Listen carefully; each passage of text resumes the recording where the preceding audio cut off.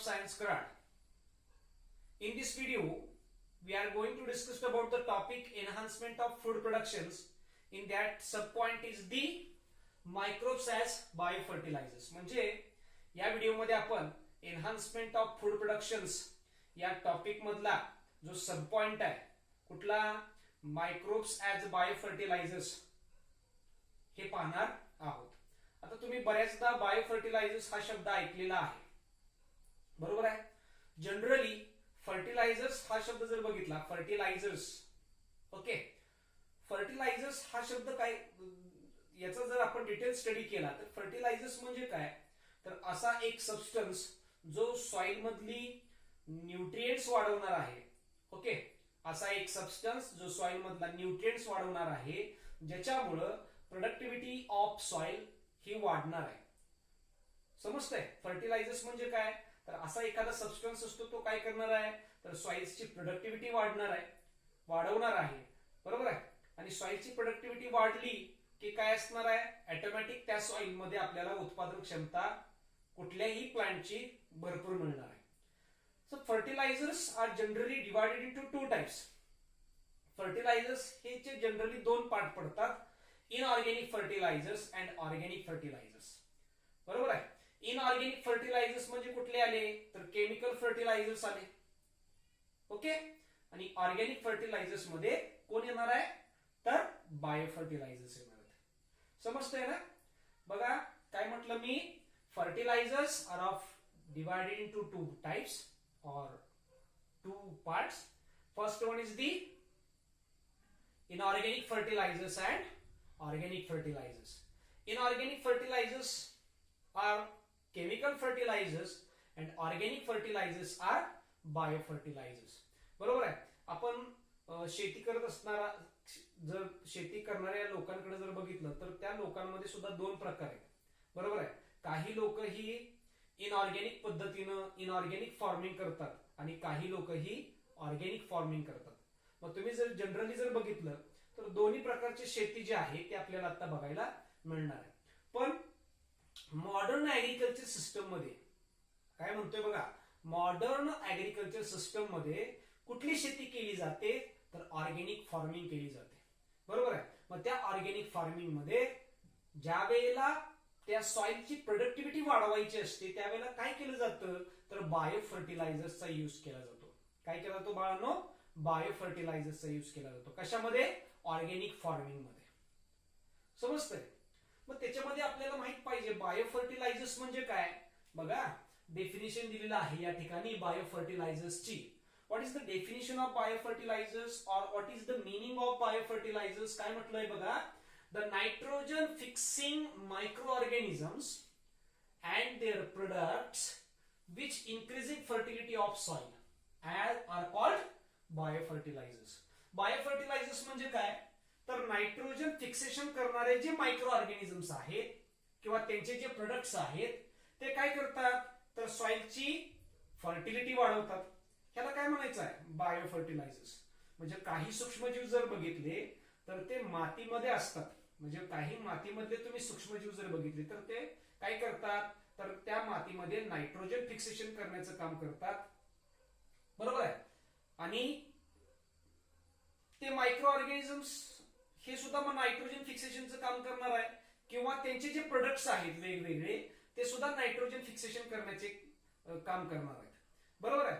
आणि मग ते स्वतः मायक्रो ऑर्गॅनिझम्स आणि त्यांचे प्रोडक्ट्स हे काय करतात, जर त्या सॉइलची प्रोडक्टिव्हिटी वाढवत असतील तर त्याला काय म्हणायचं आहे, बायोफर्टिलायझर्स असं म्हणायचं आहे, बरोबर आहे. मग हे जे मायक्रो ऑर्गॅनिझम्स आहेत ते आपल्याला सॉइल मध्ये बघायला मिळतात किंवा हायर प्लांट्सच्या रूट मध्ये सुद्धा बघायला मिळणार आहेत.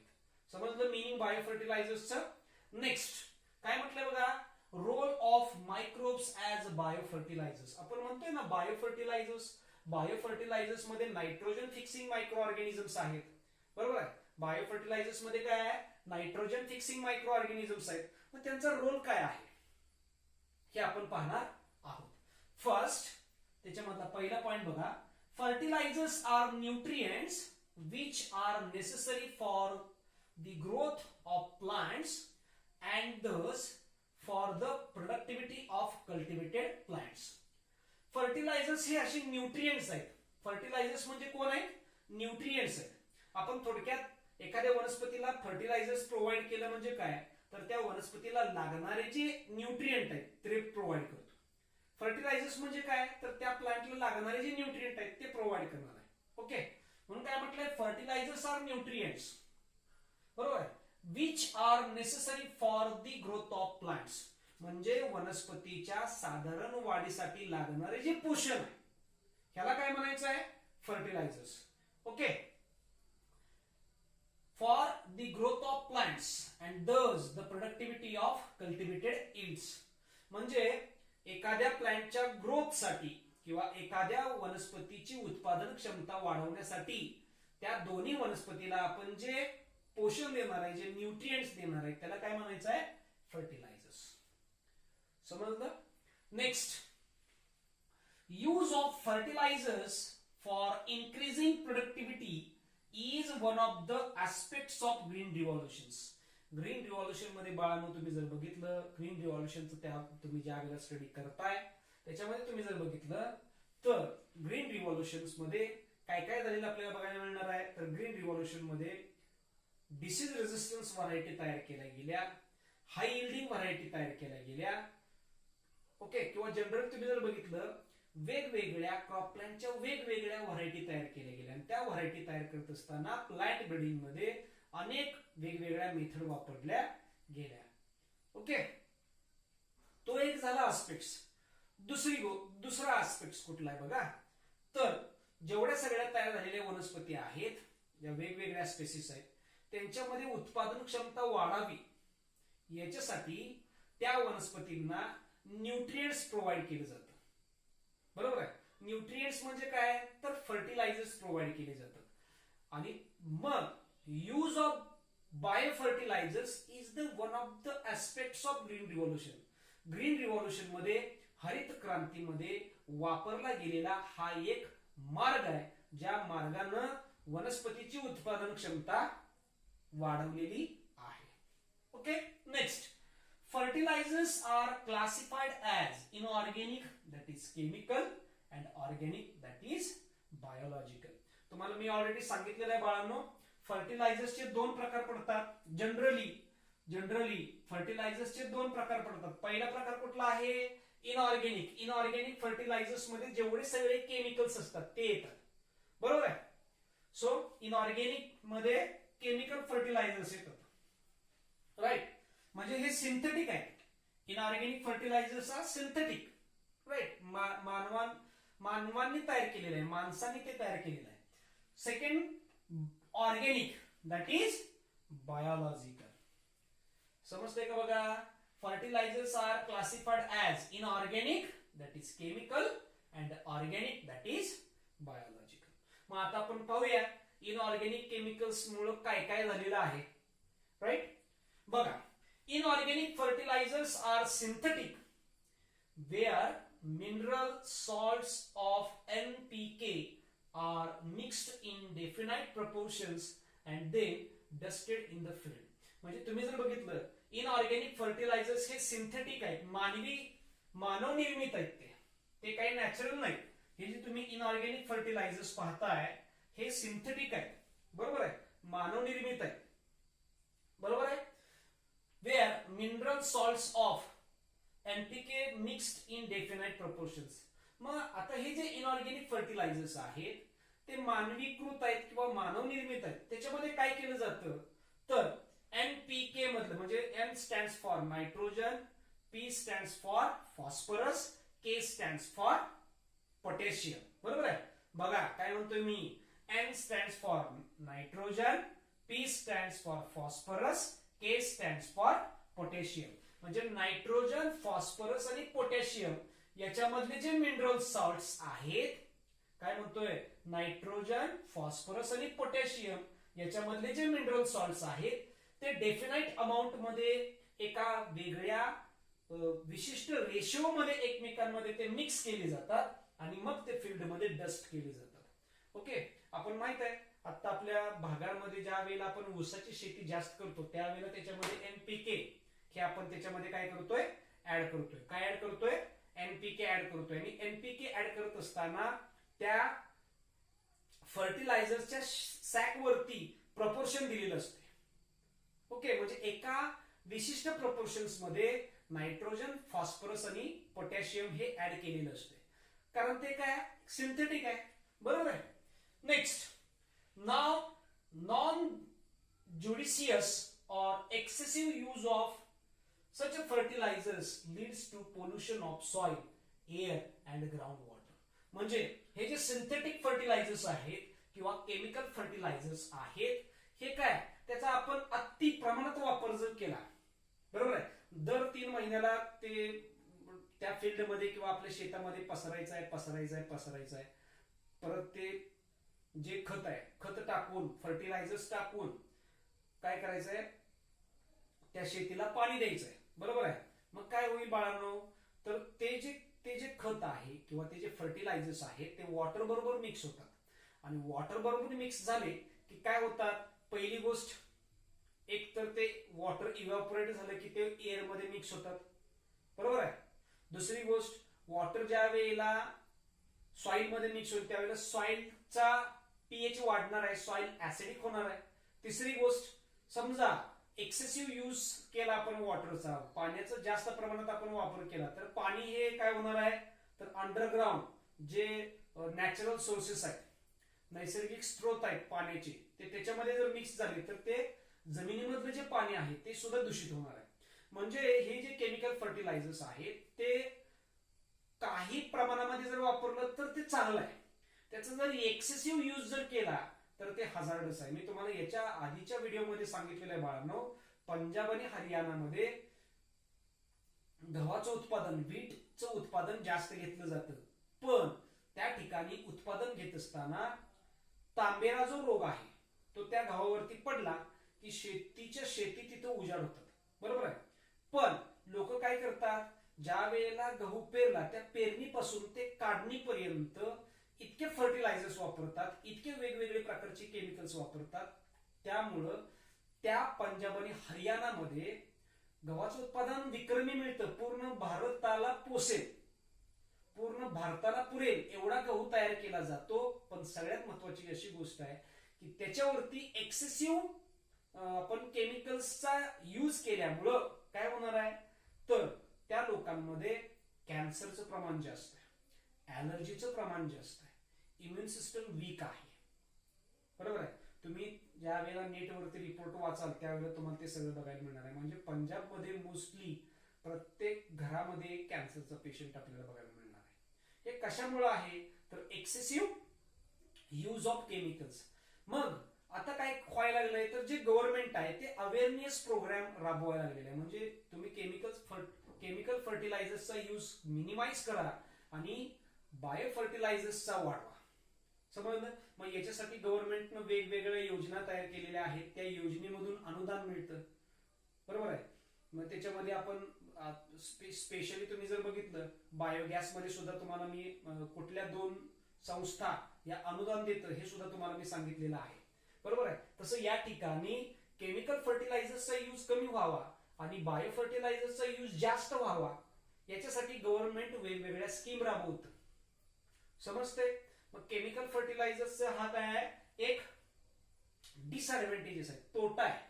बरोबर आहे. किंवा केमिकल फर्टिलायझर्सच्या जनरली आपण तुम्ही जर हे बघितलं काय याचा जर सारांश बघितला तर ते घातक आहे.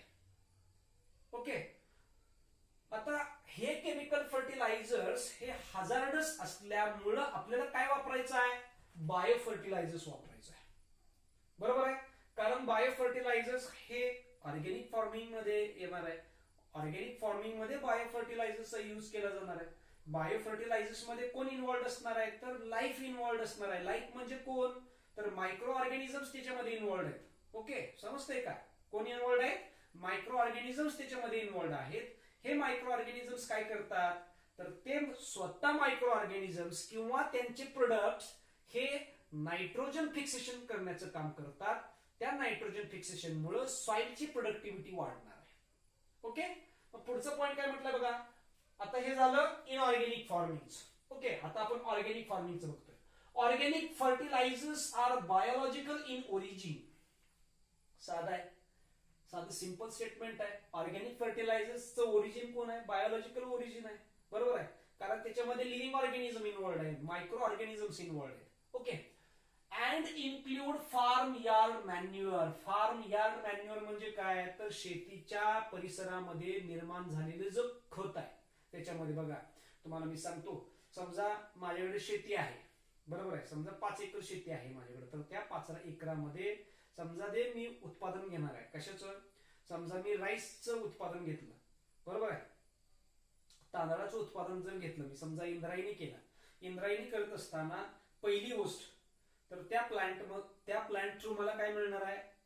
बरोबर आहे, आपण जर तांदूळ काढून घेतला तर पेंडी जी मिळणार आहे ना आपल्याला, आपण त्याला मराठीमध्ये भात्यान असं म्हणणार आहे, ते मिळणार आहे. बरोबर आहे, म्हणजे मला त्या प्लांटचा काय मिळाला? त्या प्लांटची मला प्लांट बॉडी मिळाली. सीड्स मी काढून टाकले ना, सीड्स काढून टाकल्यानंतर मला काय मिळालं? प्लांट बॉडी मिळाली. बरोबर आहे, ड्राय प्लांट बॉडी मिळाली. पहिली गोष्ट. दुसरी गोष्ट काय असणार आहे? त्या शेतीबरोबर माझ्याकडे जर काऊ असेल, बरोबर आहे, गाई जर असेल, तर त्या गाईचं काय असणार आहे? शेण वगैरे तयार होणार आहे. राईट. म्हणजेच फार्म यार्ड मॅन्युअर मध्ये शेतामधला पाला पाचोळा, गाई म्हशीचं शेण, काऊ डंग, राईट, हे जे सगळं मिळणार आहे. त्याच्यानंतर काय म्हटलंय? Compost and green manure. Organic farming मध्ये काय काय असणार आहे? Organic farming are biological in origin and include farm yard manure, compost and green manure. Okay. Next, use of this fertilizers increases the fertility of soil. साधं simple आहे. Bio fertilizers मुळे काय होणार आहे? तर त्या सॉइलची फर्टिलिटी वाढणार आहे. सॉइलची फर्टिलिटी वाढली की आपल्याला काय बघायला मिळणार आहे? तर त्या सॉइल मध्ये उत्पादन क्षमता ही कुठल्याही प्लांटची जास्त असणार आहे. Next, nowadays for better and sustainable agricultural productions farmer use biofertilizers and practice organic farming. आत्ताच्या दिवसांमध्ये तुम्ही जर बघितलं, आत्ताच्या दिवसांमध्ये तर हे जे बायोफर्टिलायझर्स आहेत ते बेटर आहे. So nowadays for better and sustainable agriculture productions. Better म्हणजे चांगलं, सस्टेनेबल म्हणजे टिकाऊ. जर आपल्याला चांगली आणि टिकाऊ ऍग्रिकल्चर प्रोडक्शन्स करायचं असेल, शेतीमधलं उत्पादन मिळवायचं असेल, चांगलं उत्पादन आणि टिकाऊ उत्पादन म्हणजे ते उत्पादन कंटिन्यू. समजा एका एकरामधून मला 30 पोती झाली, पुढच्या वर्षी मला त्याच्यातून 20 झाली, त्याच्या पुढच्या वर्षी मला त्या एकरातून 10 पोती झाली, असं असून चालेल का? नाही चालणार. त्याच्यामध्ये जी उत्पादन क्षमता आहे ती मेंटेन राहिली पाहिजे. समजलं? So nowadays for better and sustainable agriculture productions म्हणजे असं आताच्या दिवसामध्ये जर शेतीमधले उत्पादन चांगलं घ्यायचं असेल, टिकाऊ जर घ्यायचं असेल, तर काय करायला पाहिजे? Farmer use biofertilizers. शेतकऱ्यांनी बायोफर्टिलायझर्स वापरलं पाहिजे. And practise organic farming. आणि त्यांनी मॅक्झिमम ऑर्गॅनिक फार्मिंगचं प्रॅक्टिस केलं पाहिजे. प्रॅक्टिस म्हणजे काय? तर तिथं काय खेळायचंय का? नाही. ऑर्गॅनिक फार्मिंग सातत्यानं वापरली पाहिजे, ऑर्गॅनिक फार्मिंगचा यूज केला पाहिजे. Okay. Next, biofertilizers are mostly nitrogen fixing. Definition मध्येच आहे ना, या ठिकाणी डेफिनेशन मध्ये सांगितलं ना, नायट्रोजन फिक्सिंग मायक्रो ऑर्गॅनिझम्स आहेत.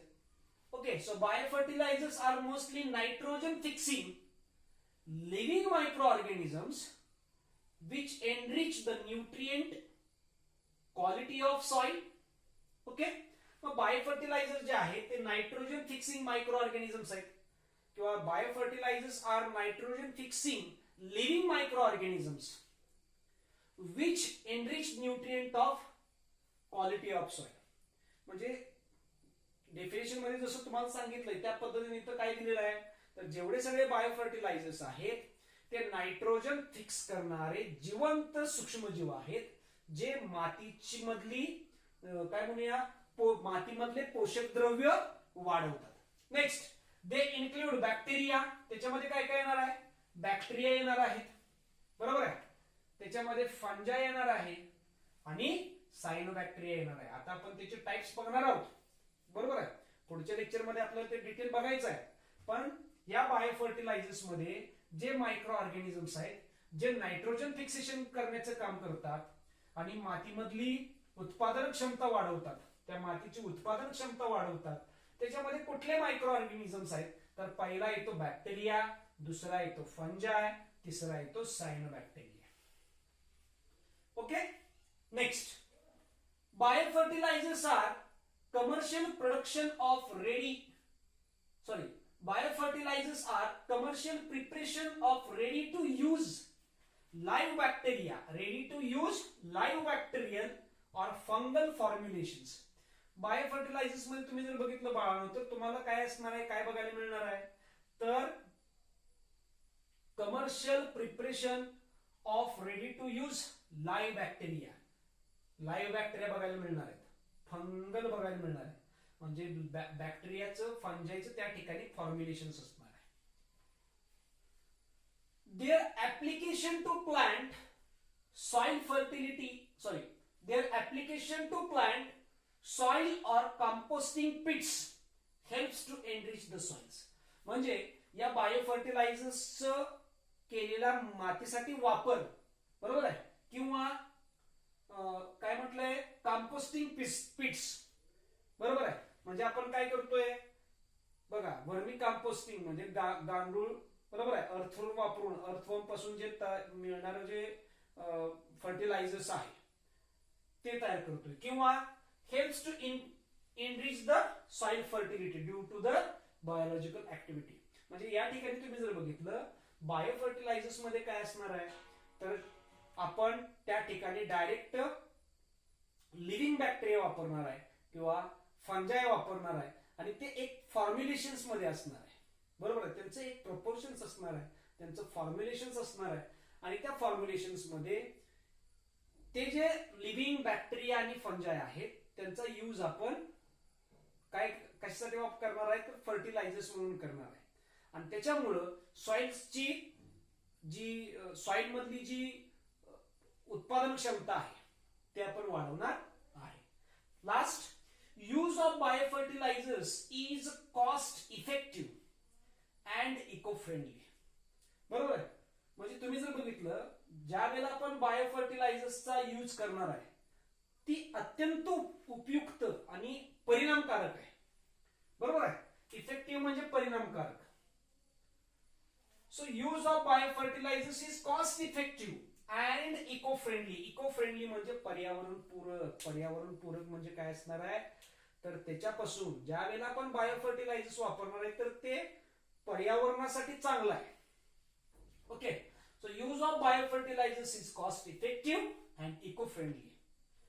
So they play a vital role in maintaining a long-term soil fertility and sustainability. म्हणजे आपण ज्या वेळेला बायोफर्टिलायझर्सचा यूज करणार आहे त्यावेळेला ते बायोफर्टिलायझर्स आहेत ते अत्यंत परिणामकारक आहेत आणि सगळ्यात महत्त्वाचं इको फ्रेंडली आहेत. पर्यावरणामध्ये त्या बायोफर्टिलायझर्सचा पर्यावरणाला फायदाच होणार आहे. ज्या वेळेला आपण बायोफर्टिलायझर्स वापरणार आहे त्यावेळेला बायोफर्टिलायझर्सचा यूज केल्यामुळं सॉइल्सची उत्पादन क्षमता, सॉइल मधले न्यूट्रिएंट्स वाढणार आहेत. सॉइल मधले न्यूट्रिएंट्स वाढल्यामुळे सॉइलची उत्पादन क्षमता वाढणार आहे, बरोबर आहे. आणि ही जी उत्पादन क्षमता आहे, सॉइलची जी फर्टिलिटी आहे ती लॉंग टर्म आहे, जास्त कालावधीसाठी मेंटेन केली जाते, बरोबर आहे. जास्त कालावधीसाठी मेंटेन केली जाते आणि सस्टेनेबल आहे म्हणजे टिकाऊ आहे, जास्त काल ते टिकणार आहे. ओके, अशा पद्धतीने मित्रांनो आपण या व्हिडिओ लेक्चर मध्ये मायक्रोब्स ऍज अ बायोफर्टिलायझर्स मधला सुद्धा सब पॉइंट कुठला, role of microbes as a biofertilizers हा पाहिलेला